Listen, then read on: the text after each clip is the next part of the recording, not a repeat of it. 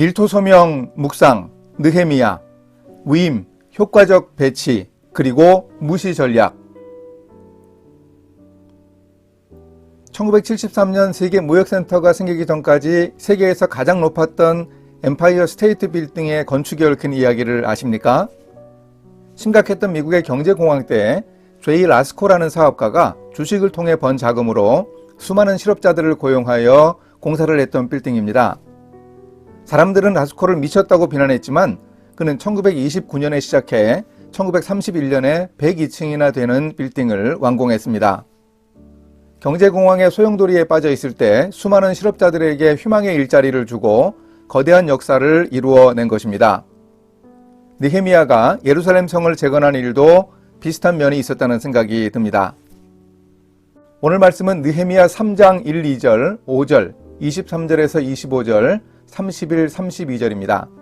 그때에 대제사장 엘리야십이 그의 형제 제사장들과 함께 일어나 양문을 건축하여 성별하고 문짝을 달고 또 성벽을 건축하여 함메아 망대에서부터 하나넬 망대까지 성별하였고 그 다음은 여리고 사람들이 건축하였고 또 그 다음은 이므리의 아들 삭굴이 건축하였으며 그 다음은 드고아 사람들이 중수하였으나 그 귀족들은 그들의 주인들의 공사를 분담하지 아니하였으며 그 다음은 베냐민과 핫수비 자기 집 맞은편 부분을 중수하였고 그 다음은 아나냐의 손자 마아시아의 아들 아사랴가 자기 집에서 가까운 부분을 중수하였고 그 다음은 헤나닷의 아들 빈누이가 한 부분을 중수하되 아사랴의 집에서부터 성 구비를 지나 성 모퉁이에 이르렀고 우세의 아들 발랄은 성 구비 맞은편과 왕의 윗궁에서 내민 망대 맞은편 곧 시위청에서 가까운 부분을 중수하였고 그 다음은 바로스의 아들 부다야가 중수하였고 그 다음은 금장색 말기야가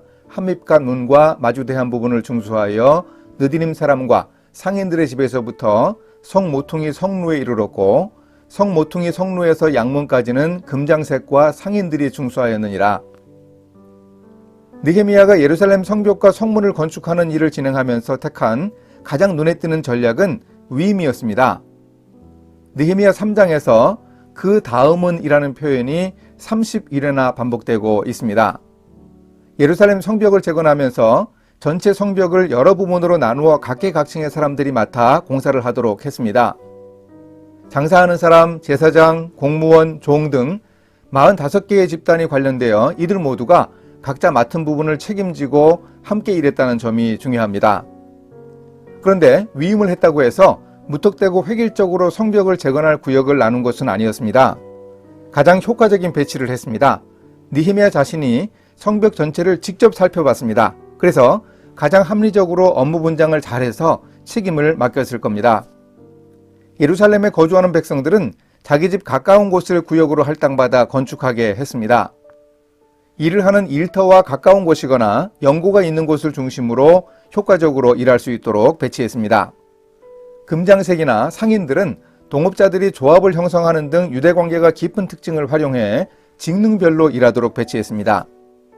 이렇게 가장 효과적으로 일할 수 있도록 배치하고 위임한 것이 느헤미야가 주도한 예루살렘 성벽 재건의 특징입니다. 이렇게 모든 사람들이 위임받아 열심히 일했지만 드고아에 사는 일부 귀족들은 성벽 재건에 참여하지 않았습니다. 어떤 이유 때문인지 기록은 없지만 아마도 자신들의 이권과 관련하여 불만을 가졌기 때문일 듯합니다. 이들을 어떻게 해야 합니까? 그들에게 느헤미야는 아무런 말을 하지 않습니다. 그들을 달래거나 사정해서 함께 일할 수도 있었겠지만 느헤미야는 그러지 않았습니다. 그 귀족들이 협력하지 않아도 하나님의 역사는 계속됩니다. 결국 함께 참여하여 일하지 않는 사람만 손해입니다. 성벽 재건의 멋진 성취를 보면서 그들은 후회하게 될 겁니다. 힘들고 어려운 일일수록 자발적 참여가 일의 성패를 가른다는 점에서 느헤미야가 보여준 무시 전략은 효과적이고 지혜로운 위임의 한 방법이었습니다. 이렇게 실천하겠습니다. 철밥통이라는 공직사회에 일하지 않고 빙빙 돌기만 해서 인공위성으로 불리는 사람들이 있다고 합니다. 느헤미야에게 배운다면 그들은 무시하고 효과적으로 책임감 있게 일하는 일잘러가 되어야 합니다. 쉽지 않겠지만 그들과도 함께 일을 잘할 수 있는 지혜로운 방법을 찾아보겠습니다. 함께 기도하십니다. 일하시는 하나님, 느헤미야에게서 일하는 중요한 방법을 배울 수 있기 원합니다.